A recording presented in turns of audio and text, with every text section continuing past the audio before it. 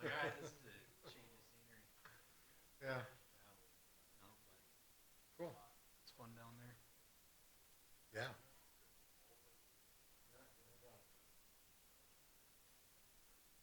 How's the sessions and engagement been going? Has there been any sessions? Okay.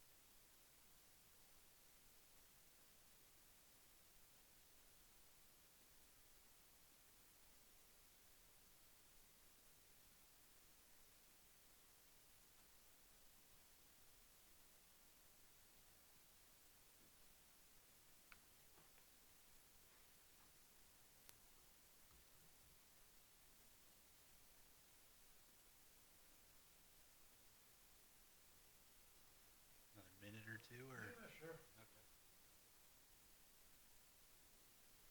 I only have 300 slides, so Oh, you perfect. should be able to get through that.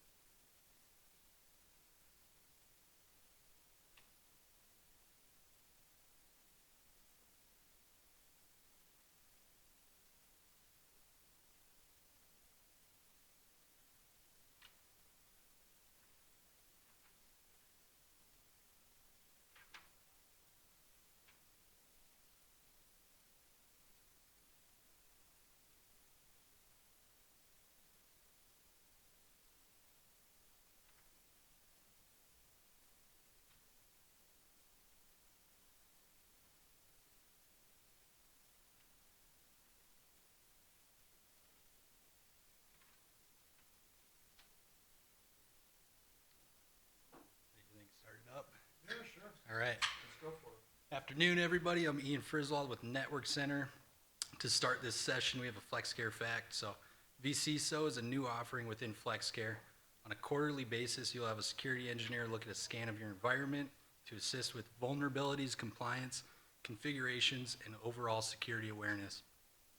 So today's session is Nutanix Cloud Platform. Presenting, we have Scott Prchal, right? Senior Account Manager, Midwest Enterprises, Nutanix. So let him introduce himself. Starter us. So Scott Prchal was talking with a few people before this. I suppose I need to get over here so people online can hear. I've been in the industry for 31 years, going on 32. A little bit has changed since that time. Some things have not changed that much. The human element seems to be the same. I've been at Nutanix for 4 years. Before this, I came from the partner side. 27 years on the partner side. Started selling and working with customers on Nutanix back in late 2010, early 2011. I say that specifically because Nutanix is a 16-year-old company, so started in 2009. So I've been involved from like the get-go. Was involved with the first Nutanix system that was deployed in the 5-state area. Back then, the first all NVMe cluster, the first second-generation Nutanix cluster in the U.S. So historically, I've probably especially at my age, of starting to forget more than I remember. I don't. Because of the lights, I don't get to see everyone back there, so not necessarily a show of hands, but you know, I do have some slides, not 300, so you don't have to worry about that. I do have some slides and some content. Is there anything that is like top of mind for you that you want to make sure to get out of today? I'm guessing maybe one of those that has to do with a certain Broadcom and hypervisor, things like that. Anything else come to mind? Anyone doing any work with containerized apps? Anyone running databases, wanting to figure out an easier way to be able to manage and deploy those? Any thoughts from the room? No? Okay. So the middle one first, security risks. Was anyone else as concerned as I was, as the FBI agent was, you know, I see some nods back there. Yeah, he was even so bold as to put his social security number on the screen for everyone to be able to see. I think driving home the point that it's already out there. It's just, what are people going to do with it? This whole thing is just getting much more complex as the years go on. I'd mentioned earlier, been in the industry here for 31 years, and that is the steadfast rule, is that some things are getting maybe a little easier, but it's getting more complex. And then adopting new skill sets, whether that's teaching yourself or doing learnings or bringing in people that know containerization, working with Kubernetes, things like that. There's always something. And of course, AI. Everyone has an AI platform. We're no different in that. So we'll talk a little bit about that. So I'll build this out. I don't know if anyone has heard or knows the Nutanix story history of how we started and how we got going. But I think it yields repeating in order to kind of helps tell the story. So the founders of Nutanix wrote the Google file system for Google, and they had a big problem. They were like, this whole data set is enormous. It's not going to fit on one computer. It's not going to fit on one array. It's not going to fit. We need something that's infinitely scalable in order to. So they went out and they actually created what is known as Nutanix today. So that's a software that runs on really open source software. It was initially built on open source software, as a lot of things in Google are. And it was set up to be in a distributed system, which is how Nutanix is. We're scale out rather than scale up. You can start with a handful of nodes, and you can infinitely scale that to as big as you want to go. There's a lot of three-letter agencies in the United States here that use Nutanix, and for those particular reasons. So what they really had at the core was a storage problem.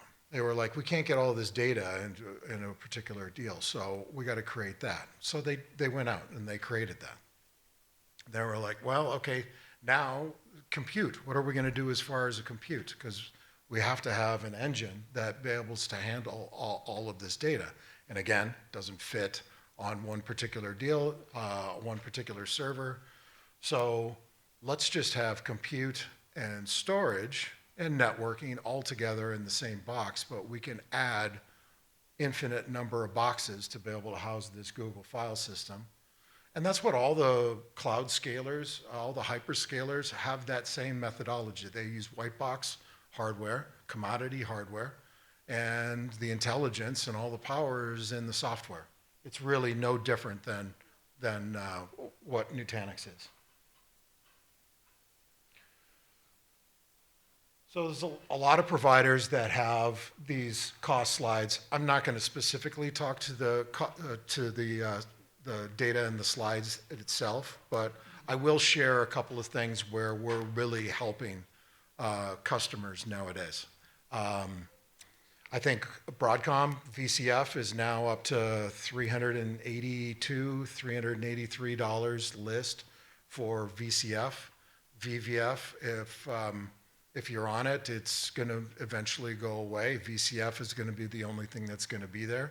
How much you get off list is dependent upon how much you can negotiate. But this price continues to go up. So choice of hypervisors certainly is one driving factor. There's a fair amount of people that are locked in and staying. There are others that have had enough and they're moving on. Another area that we're really able to help with a lot is databases. So database for Oracle, SQL, that cost is not going down either. And so we can do things with Nutanix database to be able to optimize how databases are set up. So between worker nodes and storage nodes and stuff, you can apply the correct amount of licensing. So there's a licensing adder there. As far as time to be able to get replicated databases or to retrieve databases, we've been working with a customer that took 6 days to do some of these procedures, including a 40 terabyte database that took 6 hours in order to get it done, and we got that down to 6 minutes. So there's time and cost savings across the platform that really makes a lot of difference. The way I see it with Nutanix and the way we see it in general is that in order to have a multi-cloud operating model, it has to be software defined. The power, the intelligence, and the work needs to happen in the software, not the hardware. All software needs to run on something, but the intelligence and really the power is in the software. Data services across all of that. One single platform doesn't really do you a lot of good if you have disparate data services policies, separate security policies, and then identical operations. So there's a single pane of glass. We used to call it Prism. We now call it NCM, Nutanix Cloud Manager, that manages all of this, regardless of whether it's a VM or a containerized workload, whether it's a database, AI. It all is managed identically. So let's take a look at some software-defined pieces here first.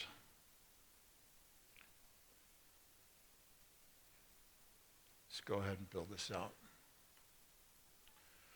So choice of applications. When Nutanix first started, it made VMware run faster. After a handful of years, one of those three-letter agencies that I was talking about earlier said, we really like the technology, we love the operating system and everything in this infinitely scale out, and that meant, but we don't want to get locked into a different we need you guys to provide a hypervisor. So we didn't come up with what we call AHV today because we really wanted to. It was because customers were asking for it. So, and at that point in time, it was really just VMs. We're seeing a lot more containerized work and stuff nowadays. Primarily, I think a lot of that has to do with we had purchased Mesosphere. Does anyone know or heard of Mesosphere? So they were known as Mesos. They changed over to Day2IQ. We bought them. They're one of the founders of the CNCF, the Cloud Native Foundation Network, so or Federation.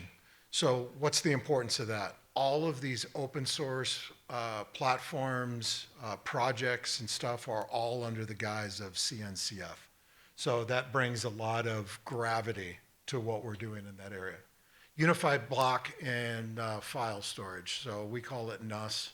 The people on the NUS team call themselves the NUS bus. We really get into these things.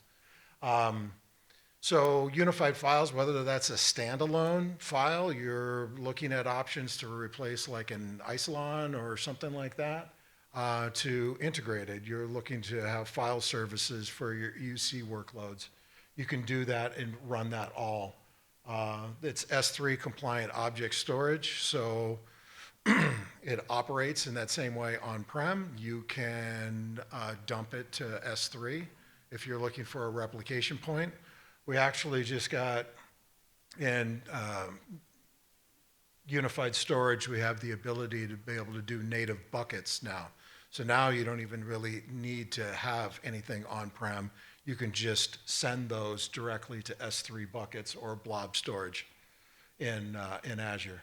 Choice of infrastructure, hypervisor choice.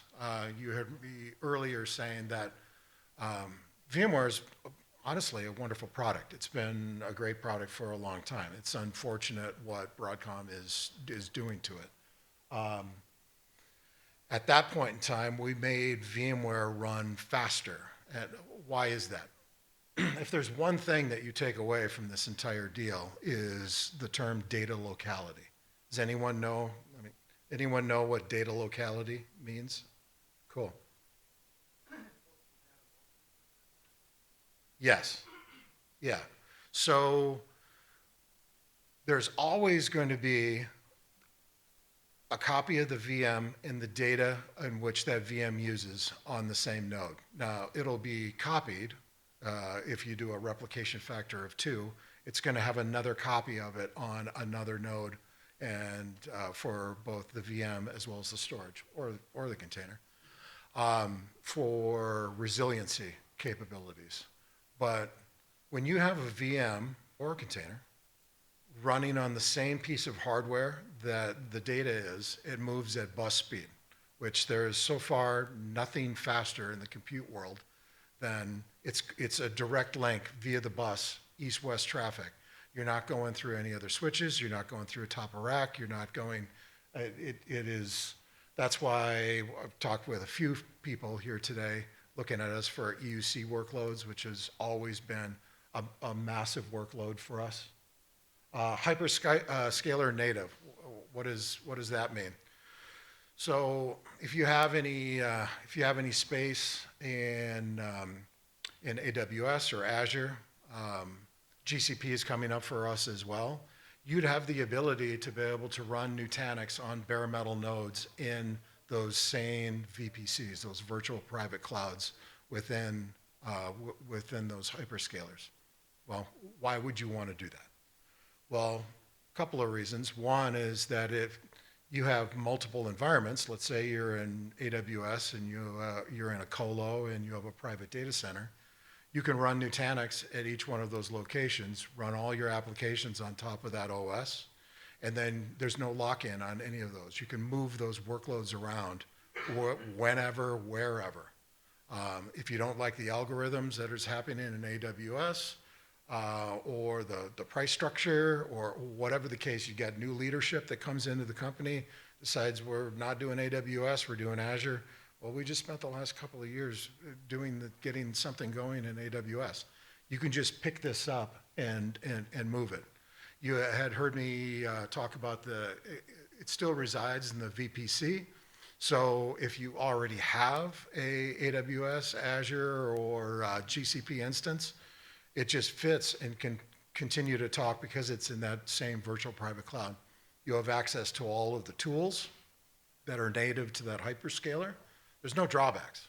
And you also can eliminate micro waste. So micro waste is when you get an instance at a hyperscaler, you may or may not be filling up that instance that you're paying for. When you have the node yourself, bare metal node, you can think of it as kind of like in the days with physical compute. You know, you could only run one OS and one application per server. Virtualization, the big thing that allowed you would be able to, still had to be the same OS, but you could run multiple applications on top of that. Think of that as being able to use that resource in full. Integrated security, so our founders, like I had said, worked at Google, the Google file system.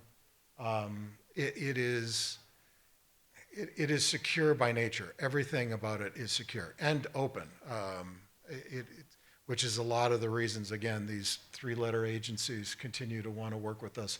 A lot of banks, financial organizations.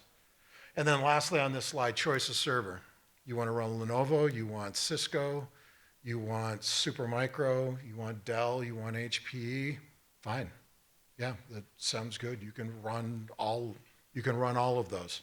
You want to run bigger boxes in your data center, small little boxes. By the way, we have disposable nodes coming that are going to be either through Dell or HPE. So what do I mean by disposable? A couple of grand for a node. The hyperscaler type of mentality that, you know, pets versus cattle conversation, that if something goes wrong with the hardware, you don't put any effort into it. You throw it away, throw in another one. Choice of server is there as well. Any questions so far? No? Okay. Software-defined security. The punchline on this particular visual is the power of the platform. When you have something that spans both public, private, out at the edge, and it's all covered under the same observability and the same security under that umbrella, whether it's backup, whether it's, you know, regardless of what workload it is, whether it's a VM or a container, it's all covered underneath one pane of glass as far as visibility and governance, which makes it easier to secure.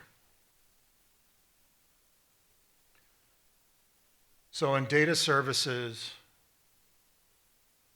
all of these different use cases, be it, you see this says Prism, we talked about that, that's the management plane, Cloud Manager, database services, we talked a little bit about NKP and what we're doing there. One more thing on the NKP is there anyone out there that's looking or working with alternative databases, looking at getting off of or reducing their reliance upon SQL or Oracle, getting over on like Mongo, Postgres, MySQL? No? So we're working with a lot of customers as well where they are looking at that because of the cost, and these open source databases have gotten really, really good as of recent. And the problem that they have with it is that they have a lot of people that know Oracle and SQL, but don't really know like Mongo and Postgres and MySQL all that well.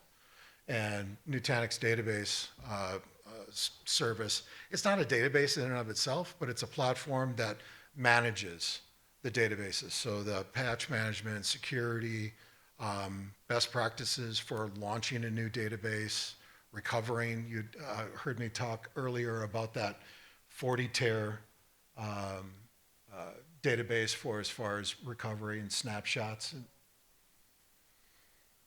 Cloud clusters, that's what's in AWS Azure today. Google Cloud, it goes GA, I want to say December 9th or 10th. It's right around there. We're actually announcing it at Gartner. The other thing that we're announcing in December, who here uses Pure arrays, storage arrays? Anyone? So Pure is getting announced. We can run with Dell PowerFlex today. PowerStore is coming next year. Pure is coming next month.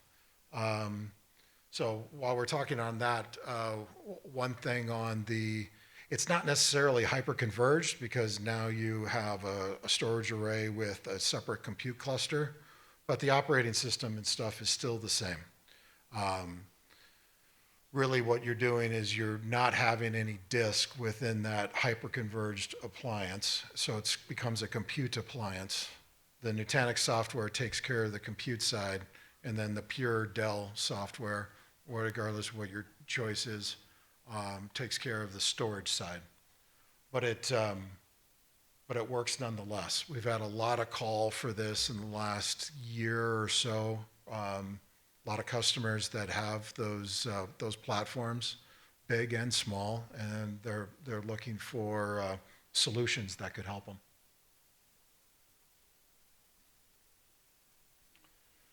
Data fabric.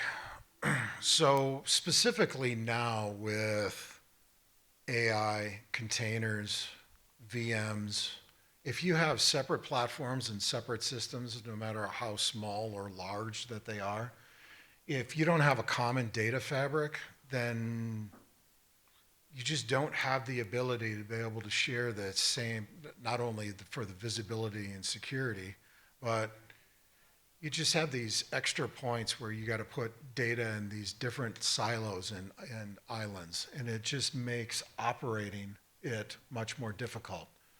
But the power of a platform is across unified storage, across databases, VMs, containers.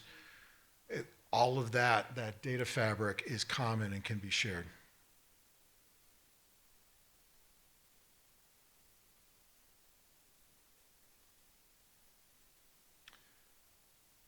Identical operations.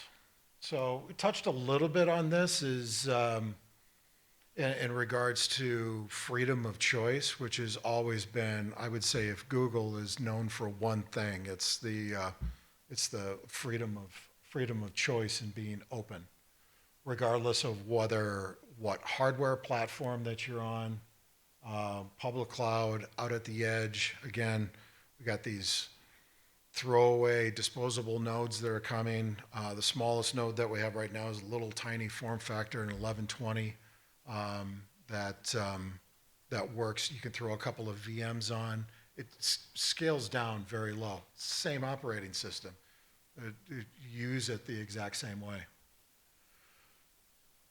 So Nutanix Cloud Manager is the orchestrator of all of this, regardless of what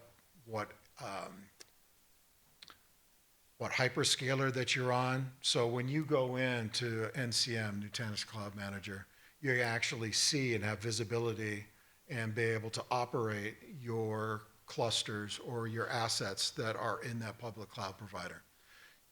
They show up just as another cluster. Same thing with your on-prem assets, just shows up as another cluster. You can move these assets and resources around, at least the applications move them around. Also, we're licensed by Core, so license portability. You can take and you can move any of these. You can take an on-prem license and put it in AWS or Azure. You can take you're not locked into any particular deal. I touched a little bit on this slide earlier. I think the intent originally of this slide a year ago was talking about, rather than having your data and applications and stuff in different silos, is to have it on the platform. It's kind of, poking fun a little bit at big VMAX. At least that looks like a VMAX. But really, now that we have the ability to do HCI as well as two-tier, again, that compute and storage, which you can't necessarily intermix in the same cluster, but you can have different clusters. So the same Prism or same Nutanix Cloud Manager can manage a two-tier environment just the same in the same pane of glass as a hyper-converged. So we're working with a customer right now that is looking at hyper-converged for edge sites for like robo and small office, and then two-tier, they're mostly a Dell shop. So they're looking at PowerStore and PowerFlex to be their storage platform, and then run Nutanix on the compute side.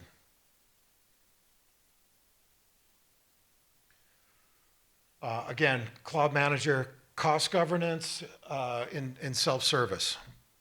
So that would be like, is there anyone that is running ARIA today from a Broadcom perspective?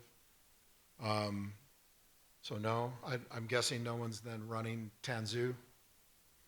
So Nutanix Cloud Manager has those same capabilities dependent upon license level. We license things in Starter, Pro, and Ultimate. So you don't necessarily get all of these from a Starter license, but you can upgrade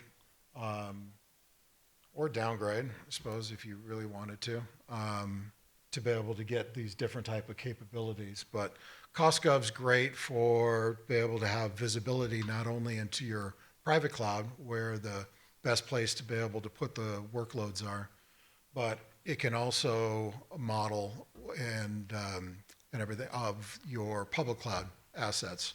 So you can make a decision, where does it make most sense to be able to put this? Does it make more sense to put it in AWS, or should I keep this on-prem and actually have a report that gives that based upon your real-world numbers? Self-service with tie-ins to ServiceNow, Jira. You can Terraform, Ansible. And we also have our same self-service, or our own self-service store as well. But a lot of people use one of the aforementioned automation providers to be able to do that. So wrapping up here and leaving some time, it's probably a little early, but I'd like to get into maybe a little discussion and some questions, if at all. So Nutanix, you can take a test drive on any one of our products. Just go out to Nutanix.com, test drive. If you want to take a look at the NDB product, you want to take a look at AHV, anything that we have as far as a product, you can take a test drive on. It's just a walkthrough. It's nothing that you need to install on your own platform or system, anything like that. It runs in one of our data centers. And there's also a community edition. Talked to a few people today. One individual that was like, we refreshed our Nutanix gear. Some ideas. What are some ideas on what to do with our old gear? Well, running community edition on it for test dev, do some learning, is a great use case for that. Or a small, with every cluster of NCI that you have, you get 1 TB or 1 TB of files licensing. So it could be a small file share too. Could be another use case for, you already have the hardware, you're already getting rights to the unified storage. So another way to be able to use it. Questions, thoughts? Yes.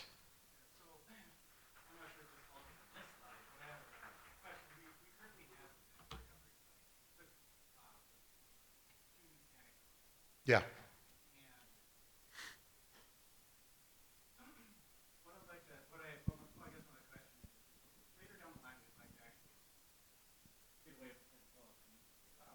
Yep.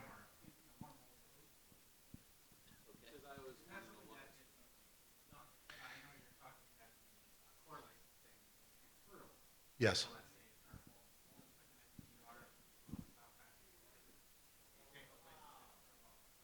Yep. Yeah, as long as you're on core-based licensing, so previous versions of our licensing was cores and tibs based, so it counted the flash storage as well as the cores. So, and that's not transferable because it's just not easy to be able to identify and operate what you're using for flash tibs within a public cloud provider. It's just cores is just an easier metric. So that would be the first thing that I would say. Check to make sure you're on what we call 2.0 licensing is the internal verbiage that we use for that.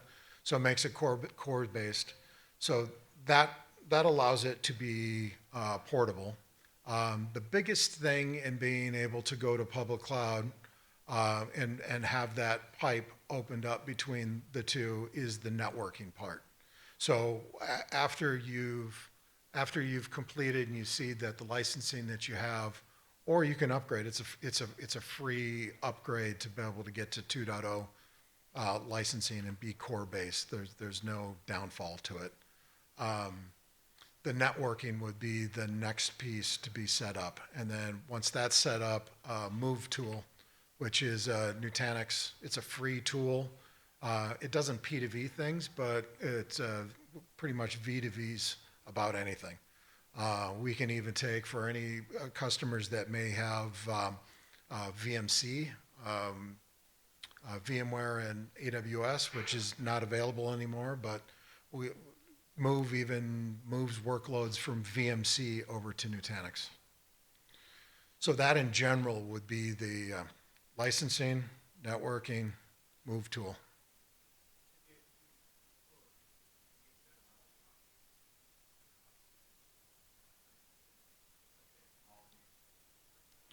I would say depends on the use case. The cloud is still exceptional for very dynamic peak low use cases, like holiday season call centers, where they got to ramp up to tens of thousands of agents or whatnot to be able to cover the holiday season, and then they can just nix it at the end. That's it's hard to compete against something like that. But we're normally with customers that carry my SE and I are normally working with. We're usually in that 30 to 50% less expensive than cloud native, which is, it's not like hundreds of percents, but it definitely makes a difference.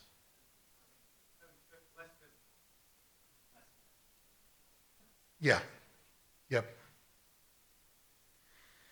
Yeah, there's also, we didn't talk about it in here, but there's native AOS. So that really works on containers. So if that would be that would be for companies that are making containerized apps, but they don't want to build and have to be responsible for the data services constructs of how do I attach compute to storage and do all of those things. We even have that as a product offering to be able to take off kind of that base level foundation so that then the developers can just focus on the pieces of the app rather than the foundation constructs of how does the compute talk to storage. And that can be run in AWS Azure. Yeah. Yep.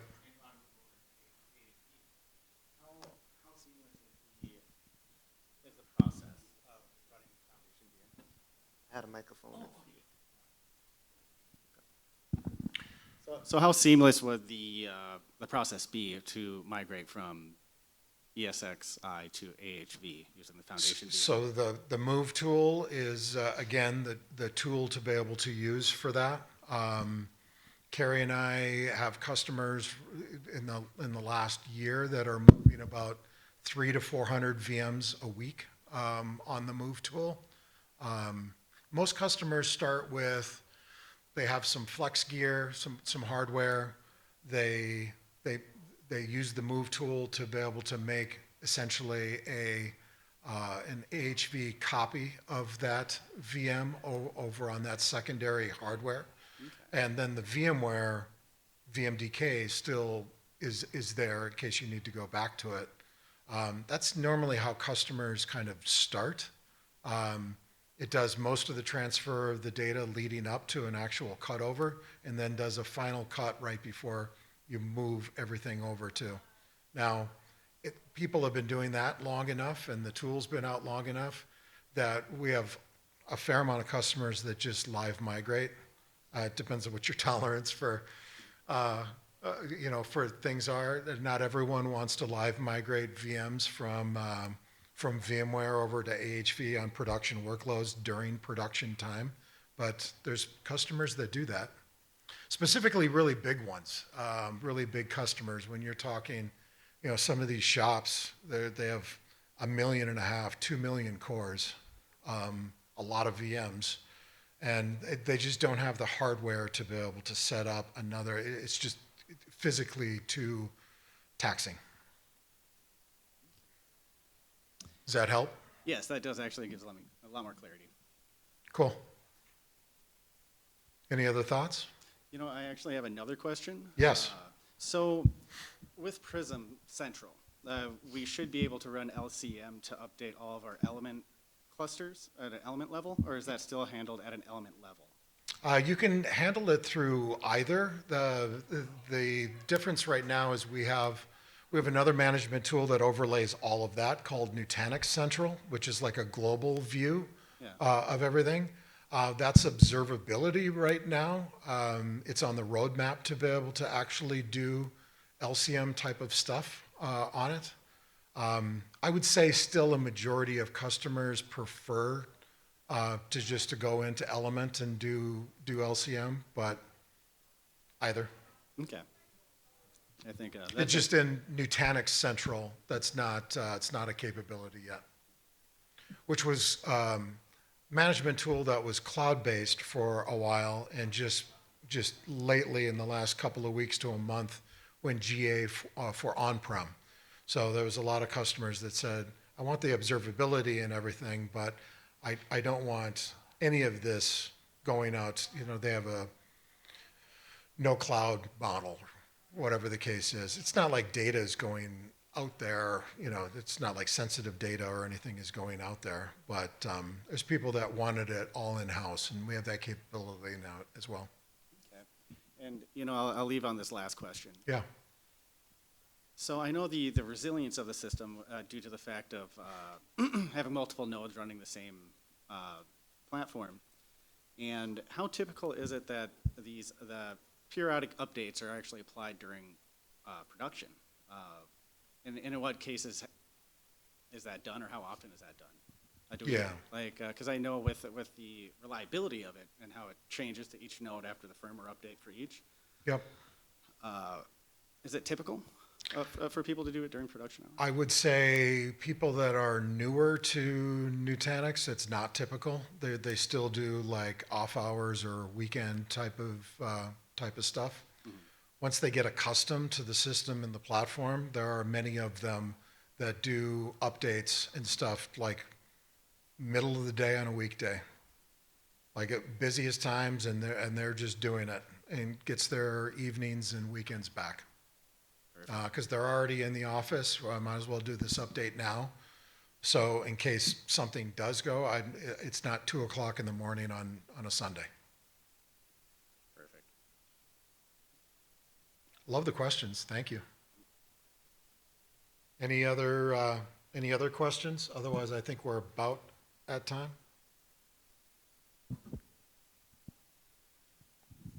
Cool. Well, I'm here for the rest of the day at the table. If something does come up, you want to get into something a little deeper, noodle on something different, you want to talk baby back ribs and brisket, talk barbecue, I can talk barbecue all day long as well. Cool. Thank you.